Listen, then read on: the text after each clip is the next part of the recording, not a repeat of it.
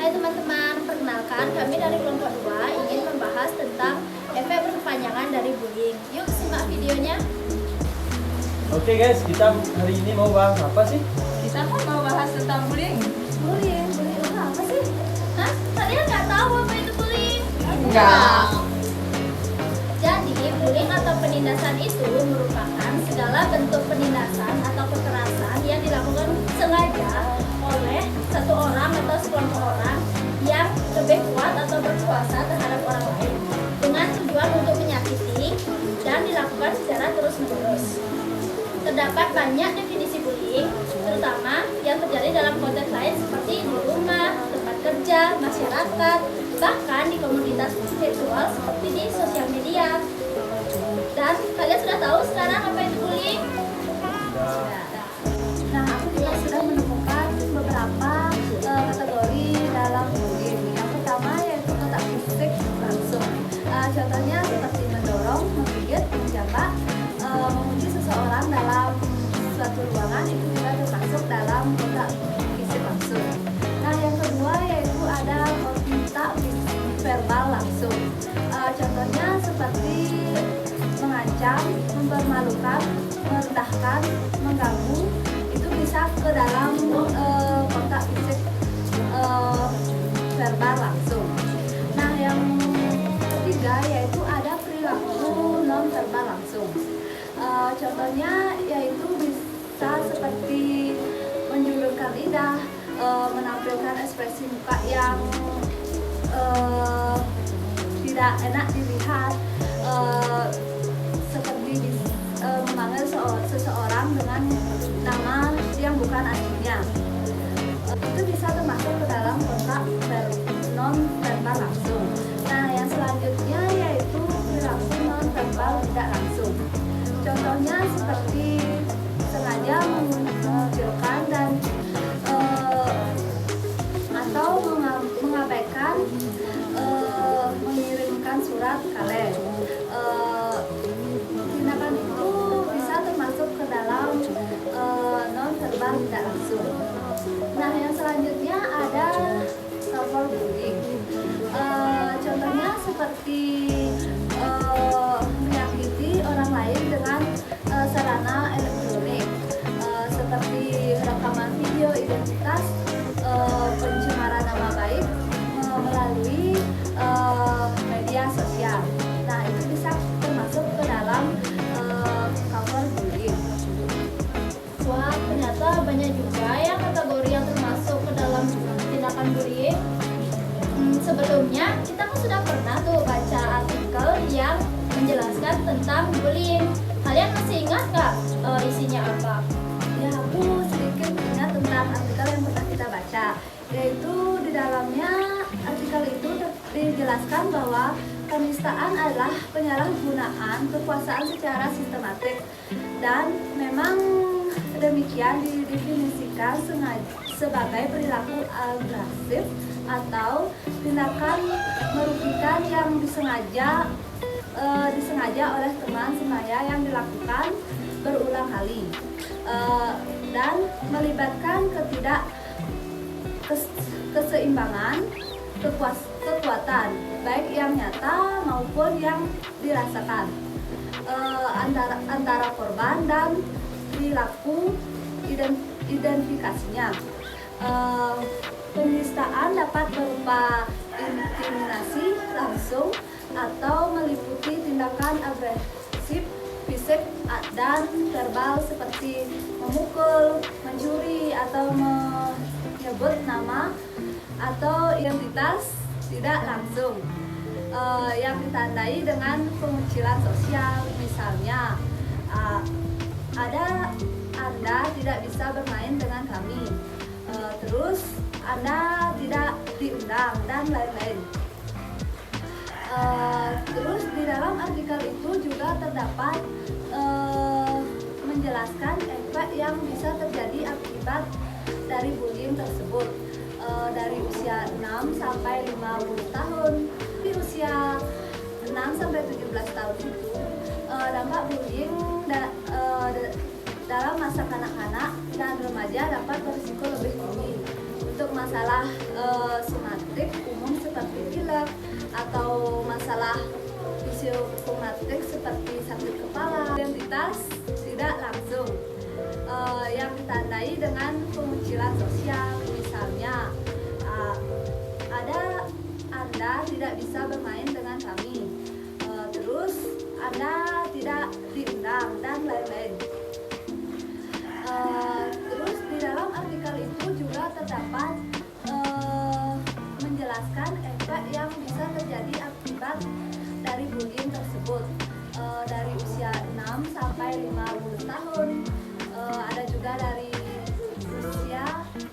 usia 6 sampai 17 tahun itu dampak bullying dalam masa kanak-kanak dan remaja dapat berisiko lebih tinggi untuk masalah somatik umum seperti pilek atau masalah fisiosomatik seperti sakit kepala. Nah, dari usia 6 sampai 17 tahun, tindakan bullying di masa kanak-kanak dan remaja dapat berisiko lebih tinggi. Untuk masalah somatik umum seperti pilek, masalah tidur, dan masih banyak lagi kemungkinan besar akan mulai merokok. Korban juga telah dilaporkan untuk lebih sering mengembangkan masalah internalisasi dan mengganggu kecemasan atau gangguan depresi. Sedangkan di usia 18-50 tahun, para korban berisiko lebih tinggi untuk menunjukkan pengalaman fisiosomatik pada usia 18 tahun dan memiliki keinginan bunuh diri. Mencoba menjelaskan bunuh diri, para korban juga dilaporkan memiliki kesehatan umum yang buruk, termasuk nyeri tubuh yang lebih parah, sakit kepala, dan pemulihan penyakit yang lebih lemah. Nah, selain itu, anak-anak yang menjadi korban ditemukan memiliki kualifikasi pendidikan yang lebih rendah, lebih buruk dalam pengolahan keuangan, dan berbagai penghasilan kurang dari teman sebayanya, bahkan pada usia 50 tahun. Nah, mungkin hanya itu yang saya dapat dari membaca artikel tersebut.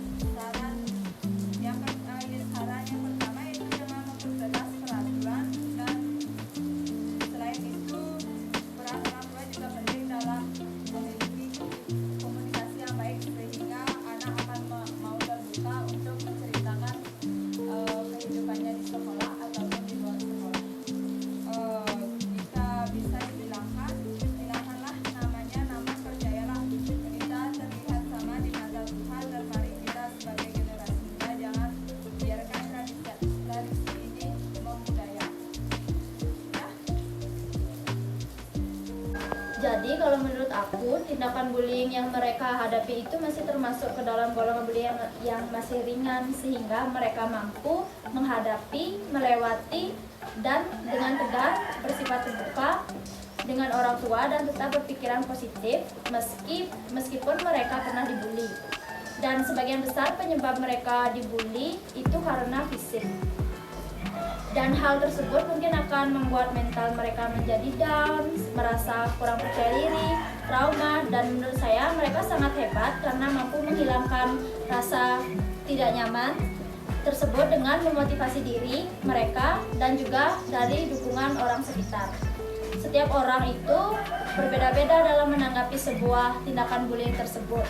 Mungkin ada yang bisa mengendalikan dengan memotivasi dan juga sebaliknya, mereka menjadi terpuruk dan selalu menganggap bahwa mereka itu tidak pantas dan akan berakibat atau berdampak buruk bagi si korban. Nah, dari kalian ada yang tahu nggak permasalahan apa sih yang menyebabkan timbulnya tindakan bullying? Aku tahu sih permasalahan yang dapat menyebabkan timbulnya tindakan bullying. Anak yang memiliki kontrol diri yang rendah berpotensi menjadi pembuli karena sebelumnya mungkin pernah menjadi korban kekerasan dan menganggap dirinya selalu terancam, biasanya bertindak menyerang sebelum diserang.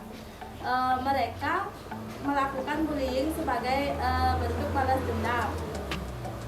Keluarga permisif terhadap perilaku kekerasan yang ditunjukkan dengan orang tua yang sering bertengkar, melakukan tindakan yang agresif, serta tidak mampu memberikan pengasuhan yang baik. Teman sebaya yang memiliki supporter atau penonton secara tidak langsung membantu pembuli memperoleh dukungan kuasa, popularitas, dan status. Sekolah, lingkungan sekolah, dan kebijakan sekolah mempengaruhi aktivitas, tingkah laku, serta interaksi pelajar di sekolah. Rasa aman dan dihargai merupakan dasar pencapaian akademik yang tinggi di sekolah. Jika hal ini tidak dipenuhi, maka pelajar yang bertindak mengontrol lingkungan dengan melakukan tingkah laku antisosial seperti melakukan bully, manajemen dan pengawasan disiplin sekolah yang lemah juga mengakibatkan munculnya bullying di sekolah. Media massa sering menampilkan adegan kekerasan juga mempengaruhi tingkah laku kekerasan anak dan remaja.